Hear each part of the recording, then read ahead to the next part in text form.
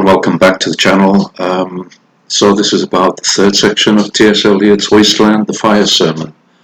Fire Sermon, it's a reference to the Buddha's discourse to the fire worshippers, the third discourse after his enlightenment in the Buddhist suttas, and he talks to the fire worshippers about how the passions are like fires. He used to talk to the people in his sermons about things that they would understand. So obviously the fire worshippers understood fire, and he says, everything is burning.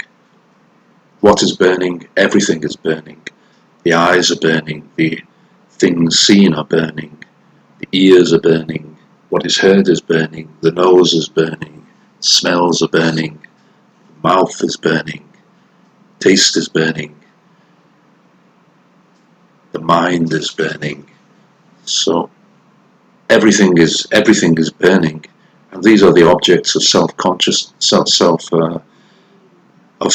objects of consciousness, and they are the passions, basically the things that arise from the use of the five senses and the mind. And he says that these things can only lead to misery and unhappiness, and it's only by discarding them that true contentment, happiness, and eventual enlightenment can be found. So this is what Eliot is referring to in the poem, and I would say it's only really at the end where he references the Buddha's discourse directly, but the whole section can be seen as a kind of reference to it, in that it's all about passion. This section is all about sex, it's all about excessive sex, it's all about lust. The section opens with vision of the Thames, a modern vision of the Thames, with all the rubbish floating in it, the bottles, the cardboard boxes, etc. And he talks about the nymphs hanging around the Thames, and this is a reference to Edmund Spenser's Prothalamion, which had celebrated 2 marriages of aristocratic people, and he references that in the line about "Oh Thames, run softly till I end my song." But it seems that these nymphs that Eliot is talking about are something different to Spenser's nymphs. There are also references to the heirs of company directors who left no addresses. So we are given to believe that Eliot is actually talking about prostitutes who have been with the sons of city directors, rich men who leave no addresses. So there is a first reference to lust here, and there are many others throughout this whole section. There's a reference again to Philomena in Ovid's story being raped by Tereus, and reference to Sweeney, Eliot's man of the passions, who appears in many of his poems, and it seems that here he's on his way to a brothel, Mrs. Porter's brothel, where everybody washes their feet in soda water. There's a reference to a woman who is raped in the canoe, and it says Highbury bore me, Kensington and Kew undid me, and it's all about excessive passion, which can lead to rape and bad conditions, I was going to say bad states of mind, but all states of mind are bad from a Buddhist point of view, more or less, so it leads to suffering. Of course, it's often said the Fisher King myth is very important here, and I think it is. This really explains a lot about the wasteland. connects with vegetation and fertility myths and the Holy Grail myth as well. It was said that the Fisher King was a Christian ruler who had a temple for the Holy Grail, the bowl that Jesus and the disciples ate and drank from during the Last Supper. And some of his soldiers went into it and raped the priestesses or the nuns. And because of this, the king became impotent, and in sympathy, they say, the land became barren and infertile. So yes, the desert landscapes of the wasteland can be directly related to this Fisher King myth, where because of excessive lust, the land itself became barren. So that would seem to be the context of Eliot's poem, that excessive passion, excessive lust has led to the wasteland, the desert, barren infertility of the land.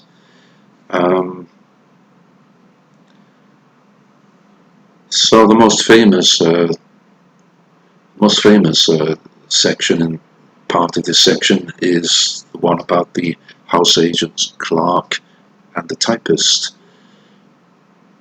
watched by Tiresias, the blind Greek prophet who was in Oedipus Rex and knew that Oedipus was actually married and sleeping with his own mother, and then later he met Odysseus in the underworld. So blind Theban prophet,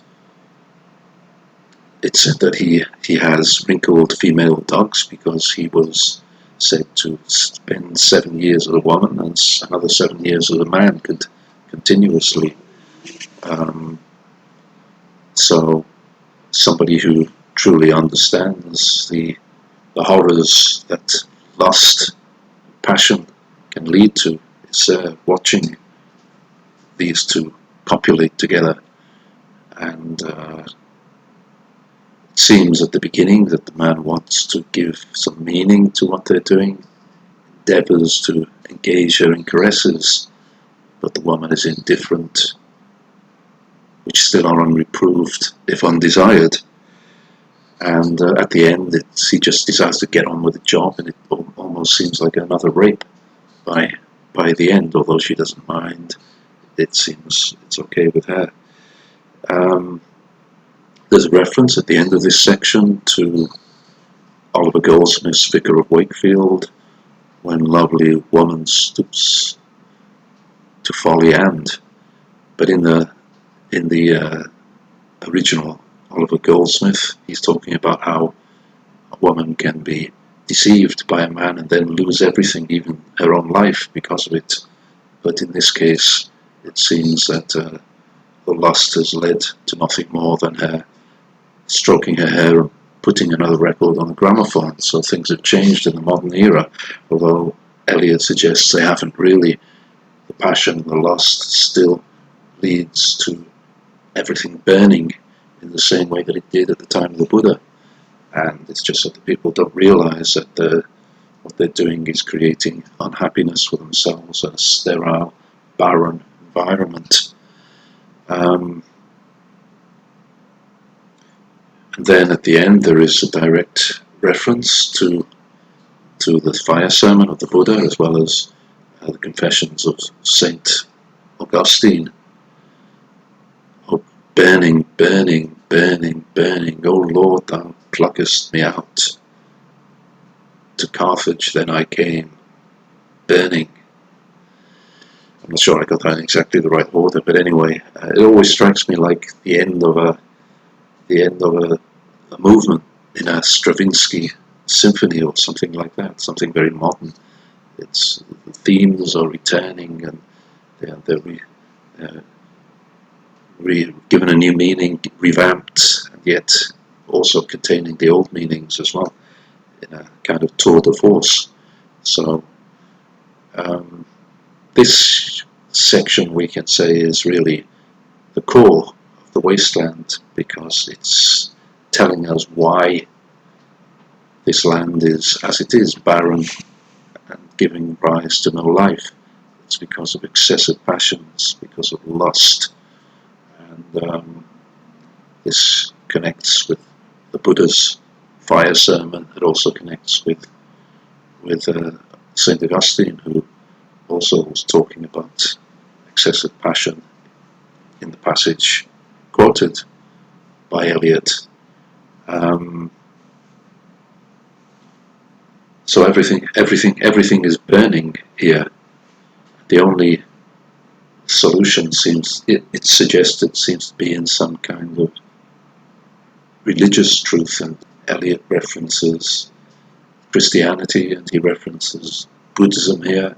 You can certainly see the whole thing in Buddhist terms if you want to, with a kind of artificial samsara created by the karma of all the lusting people, who are kind of also like hungry ghosts, and they create this horrible environment for themselves where there is no contentment, no happiness, through their own passions, because everything is burning. The eye is burning, the objects of the eye are burning, the ear is burning, the objects of the ear are burning, and it all gives rise to this karmic realm where everything is barren, infertile, and everyone is unhappy and must inevitably remain unhappy for as long as they rely on the sense passions.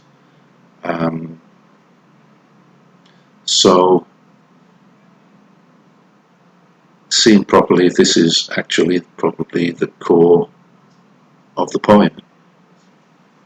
In a more idyllic way, and there are not many idyllic moments here, there is a reference to the fishermen lounging at noon in the bar near the Thames, near St. Magnus Martyr, where he says, the walls of St. Magnus Martyr hold inexplicable splendour of Ionian white and gold. Inexplicable because it's hard to explain in the wasteland really how it could have meaning. But the greatest poetry in this section and in the poem as a whole tends to be when Eliot tries to suggest alternatives to the wasteland, be it the Buddha or the St. Augustine or the walls of St. Magnus Martyr. So I'm not sure I have a lot more to say about this section. I did actually record a longer video about this, but it was a bit slow and I decided I had to do it again. I would emphasize that the Fisher King myth is very important here. The fact that the sterility of the land is a direct product of the passions, of excessive passion, of lust. And that is similar to the Buddhist idea of samsara, where each realm is karmically created by the people in it, by their own volition, so to speak. So the human realm is created by the karma of the people who have passion and excessive passion.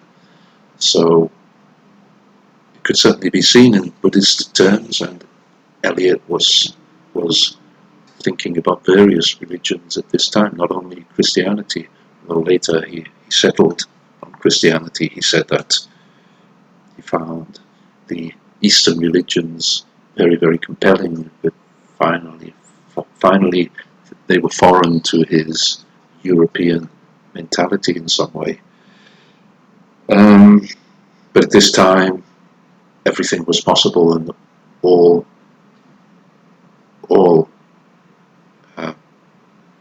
possibilities were open. So that's a fire sermon, the longest section of the wasteland, and probably its core, where you can see the reasons for why there is a wasteland, and also suggestions about alternatives to the wasteland, what people are doing wrong, how they can change and do things right. Perhaps I didn't say a lot about the famous section that Tiresias watches as a kind of voyeur between the clerk and the indifferent typist.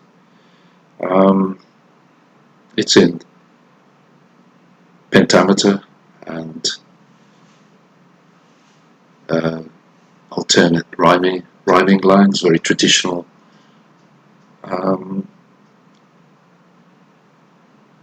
He doesn't have a very, Eliot doesn't have a very high opinion of these people.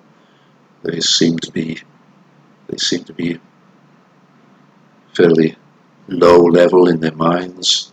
Of course, Eliot also had a very strong class consciousness, and he talks about the man as someone on whom assurance sits like a silk hat on a Bradford millionaire.